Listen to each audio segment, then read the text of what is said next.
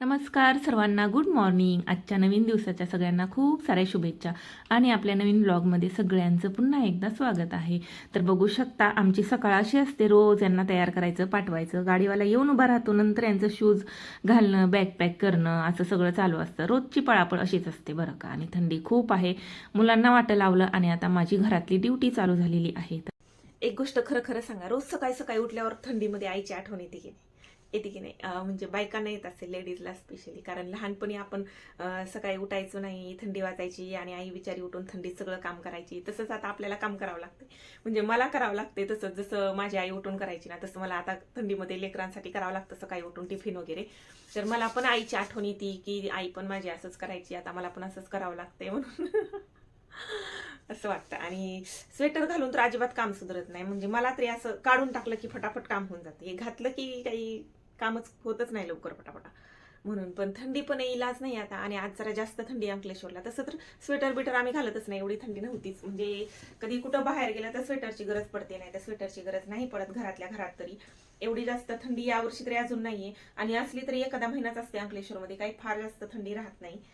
थंडीच्या दिवसात चांगले अंकलेश्वरला, पण गरमीच्या दिवसातले बेकार हालत असते बाबा. कंपल्सरी एसी शिवाय होतच नाही. आणि एसी तरी कुठं कुठं लावणार, नाही का? किचन मध्ये नाही लावू शकत एसी. आता कंडिशन सगळ्यांचं पण नसतं एसी लावायचं. आपण बेडरूम मध्ये रात्रीची झोप आणि दुपारी थोडा वेळ एसी लावून आराम करू शकतो, पण 24 तास एसी मध्ये बसता येत नाही. खूप बेकार बेकार हालत होते थंडीमध्ये. उन्हाळ्यामध्ये थंडीमध्ये बरं पडतं, आणि पावसाळ्यात ठीक आहे. उन्हाळा इकडचं अजिबात आवडत नाही. थंडी आवडते कारण थोडीशी थंडी असते, खूप जास्त नाही म्हणून. आणि थंडीमध्ये एकच काम असते, हे सगळं पांघरायला काढायचं आणि परत घडी करून ठेवायची, परत दुपारी एकदा काढायचं, परत रात्री एकदा काढायचं आणि घड्या करून ठेवायचं, बस. चला, आता मुलं गेली की ही ड्युटी असते घरातली. असं वाटतं लोकांना काय, लेकरं गेली झाली निवांत, बाई कशाची निवांत? बघा हे सगळं. किचन ओट्यावर ग्लास ठेवायला जागा नाही, किचन ओट्यावर ग्लास ठेवायला. एवढी भांडी आणि पसारा पडलाय. चौघांची जायचा टाइम एकच असतो, यांचा, दिदींचा आणि दोघा मुलांचा. सगळे आपलं आपलं आवरतात. मला मुलांचं पण बघायचं, त्यांना रेडी पण करायचं, त्यांची टिफिन पण भरायचे, टिफिन पण बनवायचा, प्लस यांना चहा नाश्ता द्यायचा. म्हणून मग वेळेत जाणं महत्वाचं, म्हणून एवढं काय लक्ष नाही देत किचन ओट्याकडं. आता तुम्ही म्हणाल की आईचीच का बरं आठवण येते, सासूची का बरं आठवण येत नाही? कारण बालपणी ना आईने कष्ट केलेलं आपण बघितलेलं असतं, सासूने कष्ट केलेलं बघितलेलं नसतं. कारण सासूचं कसं असतं ना, आपण आल्यानंतर सासूबाईंना आरामच असतं तेवढं. म्हणजे म्हणजे ऑलमोस्ट काम जेव्हा सून येते तेव्हा सून करते, आणि खूप कमी सासवा असतात की ज्या सगळी जिम्मेदारी फक्त स्वतःवर घेतात. बाकी सून आल्यानंतर एवढं काय त्यांना काम नसतं. म्हणून सासूबाईंची तेवढी आठवण येत नाही, आईचीच आठवण येते. नाही तर गैरसमज करून घ्याल तुम्ही, म्हणून सांगितलं बरं का. तर ना दरवर्षी मला थंडी चालू झाली की सगळे स्वेटर, सगळ्यांचे स्कूलचे वेगळे, घरचे वेगळे, यांचे, माझे, बाहेरचे, घरातले, आणि ह्या सगळे ब्लँकेट ठेवायला स्पेशल जागा करावी लागते. आता तुम्हाला मी किचन दाखवते. माझं किचन बघू शकता तुम्ही. बघून किती टेन्शन येईल की नाही खरं सांगा.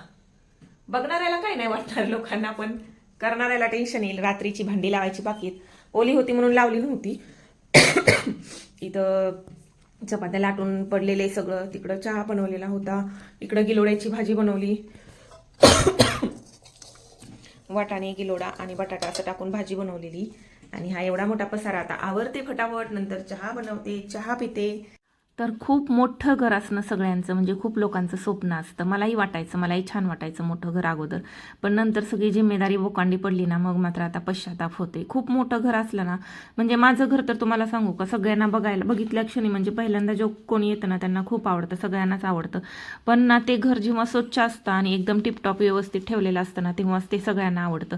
ते जर घाण असते किंवा नीटनीटकं आवरलेलं नसतं तर ते कोणालाच आवडत नाही. तर मोठं घर सांभाळणं पण खूप अवघड आहे. म्हणजे माझा खूप वेळ जातो या घरांमध्ये. मला ना खूप इच्छा, म्हणजे स्वतःच्या पायावर उभं राहणं, काहीतरी बिझनेस स्टार्ट करू, काहीतरी करू. तुम्हाला आता माहितीच आहे, मी शारीरिक कलेक्शन माझं नवीन पेज चालू केले, यूट्यूब आहे, इंस्टाग्राम आहे, सगळीकडे मला माझं स्वतःचं अस्तित्व निर्माण करायचं आहे. पण या घरातून मला उलगडा होत नाही. एवढा लोड होतो ना, एवढा लोड होतो, खूप लोड होतो मला हे घर सांभाळता. अगदी मी कंटाळले आहे आता. आणि सवय लागून गेली मोठ्या घराची, इकडे म्हणजे पटांगणात रो हाऊसला राहायची, तर फ्लॅटमध्ये वगैरे पण आवडणार नाही आणि म्हणजे जमणारच नाही फ्लॅटमध्ये तर राहायला कधी. कारण अगोदर आम्ही गावाकडे राहिलेलो, गावाकडचे परत इकडं सिटीमध्ये पण कसं मोठं ऐसपैस घर असल्यामुळं मोकळं मोकळं राहायची सवय. पण जर बायकांना जर काही करायचं आहे ना स्वतः, तर घरामध्ये अडकू नये, माझं असं मत आहे. ज्यांना ऑलरेडी आहे त्यांचं काही प्रॉब्लेम नाही, पण ज्यांना घर नाही आहे, म्हणजे एवढं मोठं घर नाही आहे, आणि किंवा जे नवीन घर बनवू इच्छितात त्यांनी घरामध्ये जास्त इन्व्हेस्ट करूच नये. कारण एवढ्या मोठ्या घराला ना अधूनमधून रिनोव्हेशन करावंच लागतं, काही ना काही सतत करावं लागतं, कलर करावा लागतो. लोखंडी ग्रिल असतात, दरवाजे असतात, त्यांना कलर करावे लागतात. नीटनेटकं त्यांचं ना 2-4 वर्षातून 2-1 लाख तरी खर्च त्याच्यासाठी काढून ठेवावा लागतो, म्हणजे लागतोच. आणि एवढं साफसूफ करण्या दिवसातला खूप वेळ जातो, आणि हे करण्यातच माणूस एवढं थकून जातो ना की स्वतः काही करायला वेळ भेटत नाही. स्वतःसाठी माणूस वेळ देऊ शकत नाही. काय सांगू तुम्हाला, बघायला आणि फक्त बघायला छान वाटतं हे, पण रिअलमध्ये येऊन जर कोणी माझी कंडिशन बघाल ना त्यांना कळेल. ह्याला ना रोजच एवढं साफ ठेवावं लागतं, आत बाहेरपासून सगळं अप टू डेट क्लीन ठेवावं लागतं. आणि हे क्लीन असतं म्हणूनच छान दिसतं आणि सगळ्यांना आवडतं पण. आता ही तर आंघोळी अगोदरची क्लिनिंग झाली. आता आंघोळ झाल्यानंतर सुद्धा देवपूजा करून बॅक साईडचं वॉशिंग एरियामधले भांडे कुंडे सगळं बाकी, कपडे बाकी आहेत. त्यानंतर बरंच काही राहतं, दिवसभर चालू राहतं. तुम्हाला सांगू, माझं 1 वाजेपर्यंत हेच चालू राहतं. जेमतेम वेळ काढून मी व्हिडिओचं काम करते, मुलं घरी यायच्या आधी शूट वगैरे, आणि मुलं आल्याच्या नंतर मला एडिटिंग वगैरे चालू राहतं.